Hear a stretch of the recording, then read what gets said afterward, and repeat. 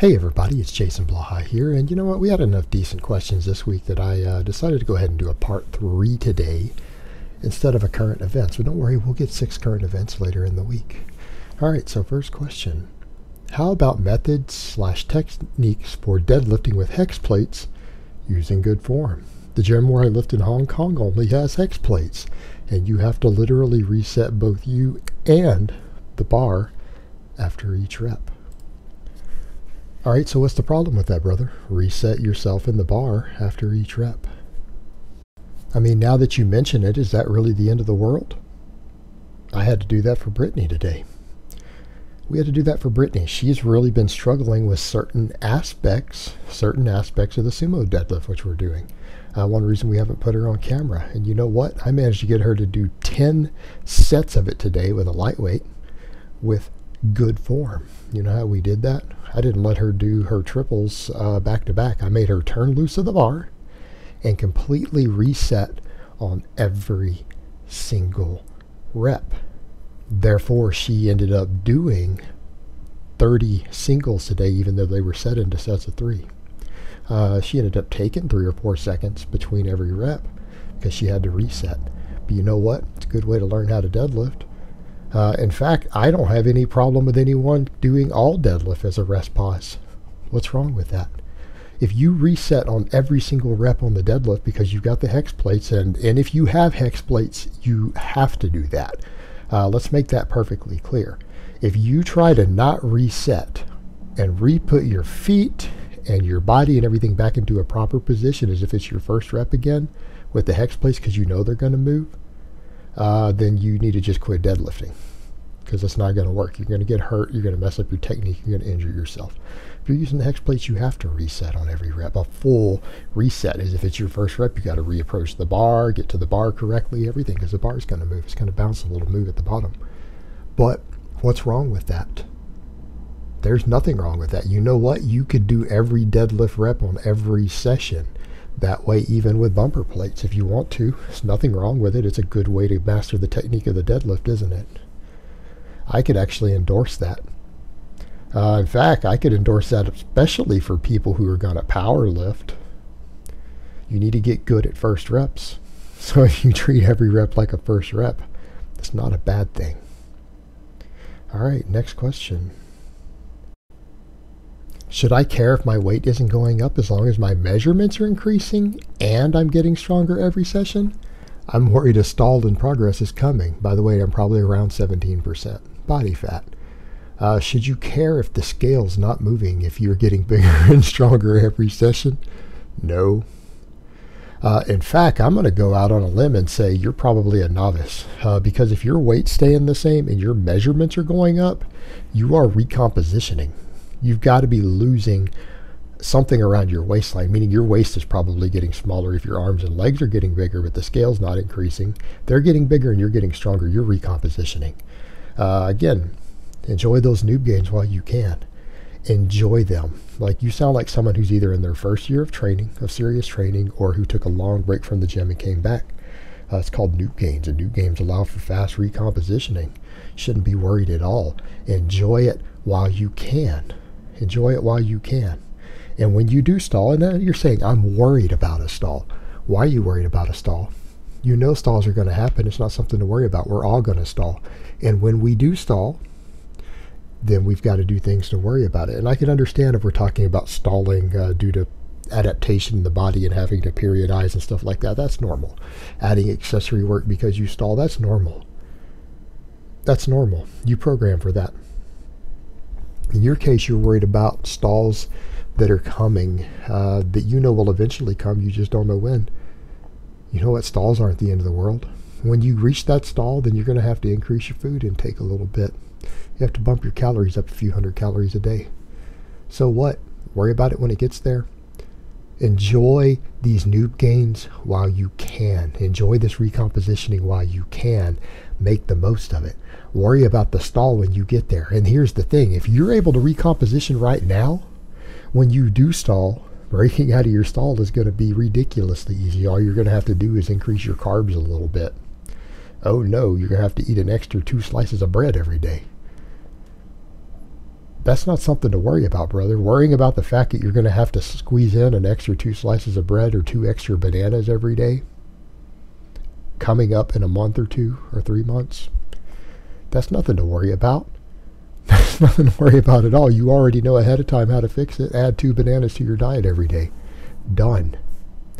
All right, next question. Hey, Jason. I'm 49 years old and have been lifting these last years consistently. I started following your advice on pause reps with full range and it's working effectively. I've gone to a heavy, light, and medium style training. Now working with these main compounds: deadlift, ass-to-grass squat, strict overhead press, chin-ups, and supinated pendlay rows. I've invested a lot of time in these lifts, working form and technique. My question is, when do I rotate new exercises? I really don't have interest in constantly changing exercises, but understand overuse injury could be in my future. Would I just listen to my body and take that as a tap on the shoulder when it's time to change? Thanks for the advice again. My body is still strong and injury free, and I would like to milk this feeling of strong health as long as possible. You know what I would recommend after about 12 weeks of any given exercise, go ahead and rotate a variation in for a little while. Here's the thing. You don't have to run the variation for 12 weeks. If we're talking about worried about overuse injuries, for example, like I strained a trap doing clean and press, partly due to my not so great clean technique, but all right, it took me 6 months for that to happen? 6 months, 5 months, whatever it was, something like that. All right, I'm back to overhead pressing again. I took 3 weeks of just doing bench press and I'm back to overhead pressing, doing strict pressing now. No problems. Did it last week. Did 7 sets. Did it on Thursday, actually. So here's the thing. After 12 weeks, do a block of a variation. Work on progressing on that variation and go back to your exercise. You won't have lost strength. If you do, you'll regain it in one workout. So let's say you're doing the close grip bench press. And you say, okay, I'm worried about overuse injuries. I need a variation. Okay, switch to the floor press. Spend 3 weeks working on the floor press.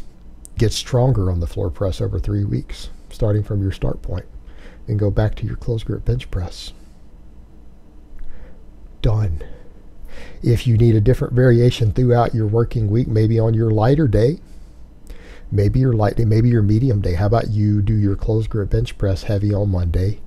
Your light days Wednesday and your medium days Friday. Do your close grip bench press on Monday and Friday. Your light day, you could come in and do incline dumbbells. Actually, do your incline dumbbells on your Friday. Do them for your medium day, so that you get a heavy day for your bench and then a light day for your bench, so that you train motor patterns, right? Because that's what you care about. That's why you're doing it multiple times a week. And maybe your medium day, do some incline dumbbell presses. You've just trained a variation, and you only have one really heavy day a week where you're doing the main one, and you're doing a variation a different day. All right, there you go. And like I said, after 12 weeks, spend a 3-week block if you need to. If you're starting to get any problems in any of these muscles, you could do this at any point with any of these exercises. Let's say you're starting to feel that little nagging issue in connective tissue. All right, that little bit of soreness starting in your tendons. Do a variation for 3 weeks. Switch over to the floor press for 3 weeks. If your back squats are causing you problems, do front squat. There you go. Do front squat. Switch to front squats. If your deadlift's bothering you, switch to deficit deadlift for 3 weeks. Easy. Easy to fix. That's all you have to do for the variation, brother. It really, you don't need to overthink it this much. But with your style of training, I think it's fine. Every 12 weeks or so, if you get something tingling, you could switch to a major variation, and you could take some of those medium days and do a variation. That'll give you everything you need, because you got your heavy day and your light day for your main exercises. Do variations on your Friday medium day. There you go. That way you can keep your main exercises in the rotation. Do some front squats on Friday. Do some floor press or some incline dumbbell on Friday on your medium day. You'll be good to go. All right, next question. Hey Jason, I tweaked my back about 2.5 weeks ago. Last week, I was able to squat pain-free with decent weights. So I did accumulation work with 315 for 7 sets of 3. Will this training style be useful for regular strength, or can you make gains this way even though I left a few reps in the tank for every set? Thanks. 7 sets of 3. Remember the studies I linked from Dr. Brad Schoenfeld? 7 sets of 3 gained just as much hypertrophy as 3 sets of 10, but it put more strength on. Alright, why wouldn't you be able to gain strength and muscle doing this? You get to 8 sets of 3, 9 sets of 3, 10 sets of 3. Have you not increased workload? You're going to gain strength and size both. Yeah, so what? I leave reps in the tank. See my chest growing from my bench pressing? Have you seen me do any grinders? Have you seen me do any set where I couldn't have ground out one more rep even on that 10th set if I had to? Nope. My chest growing? Am I adding weight to the bar? There you go. This is an efficient way to train for size. Let me rephrase that. This is a very inefficient but very effective way to concurrently train for both size and strength. More people don't do it because it's inefficient with your time management in the gym. In terms of effectiveness, it is brutally effective. It takes longer. Not everyone wants to do that. Not everyone wants to sit around and do 10 triples and wait 3 minutes between sets. Not everyone wants to spend 45 minutes doing one exercise. Right? Not everyone has time for that.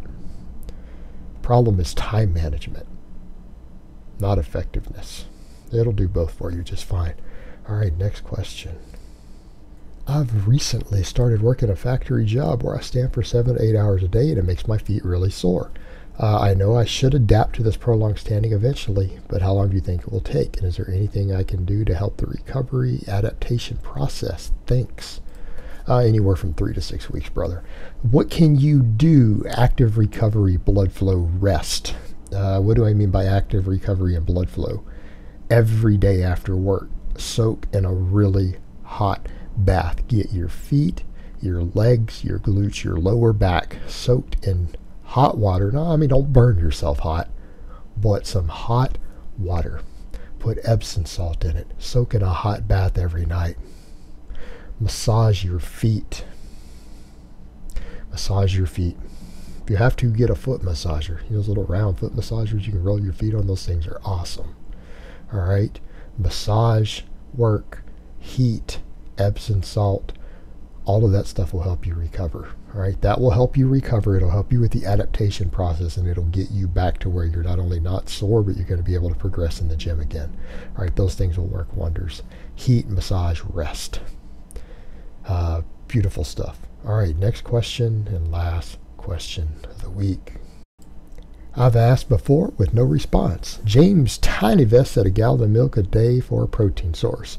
What's your take on this? That's a lot of sugar, no? Is it a lot of sugar? Yes. Is it the sort of sugar you need to be worried about? No. It's lactose. It's not fructose. Our concern is excessive fructose intake. There is no fructose in milk unless you add table sugar to it, like chocolate milk. Now, are we talking about a gallon of whole milk? That's a good way to get fat. And people say, yeah, but Ripple Tits recommended. I'm not going to pick on Ripto like that. I kind of like Ripto. Ripto recommends it, yeah, because Ripto needs you to bulk up. Ripto doesn't care if you gain 30 pounds of fat as long as you can squat over 400 pounds. His diet advice is written for high school football players who are trying to bulk up to be linemen. All right, most of you don't have 16-year-old metabolism. Most of you are not doing conditioning work every day in practice after school. Most of you are not lifting and squatting heavy 3 days a week while doing an hour or two of conditioning work every single day with a 16-year-old metabolism. So that's why Ripto recommends the gallon of milk. Now, are we talking about someone who's not lactose intolerant? Are we talking about a gallon of skim milk a day? If it fits within your calories, I think that's fantastic. That's an amazing source of nutrients. Someone who's trying to gain muscle, who is trying to do a clean bulk, who maybe struggles to get enough protein and total calories, a gallon of skim milk a day, as long as you're not eating more calories, excessive calories, that's perfectly fine. It's a great source of nutrition. Knock yourself out. And I know there's a bunch of vegans and paleo people, and everyone are going to go, oh my God, I can't believe you said that. Well, you know what? That's because you guys are ignorant about nutrition and you follow silly fad diets, and you literally do not know what you're talking about. Skim milk is a perfectly acceptable bulking food for clean bulking for athletic people who aren't lactose intolerant. And people say, what about a milk allergy? Don't believe in that make-believe stuff. If you aren't diagnosed with a milk allergy by a medical doctor, you don't have one. You would know if you did. All right, guys, but that's really all I have to say on that today. I hope it's been informative, and I will talk to you guys next time.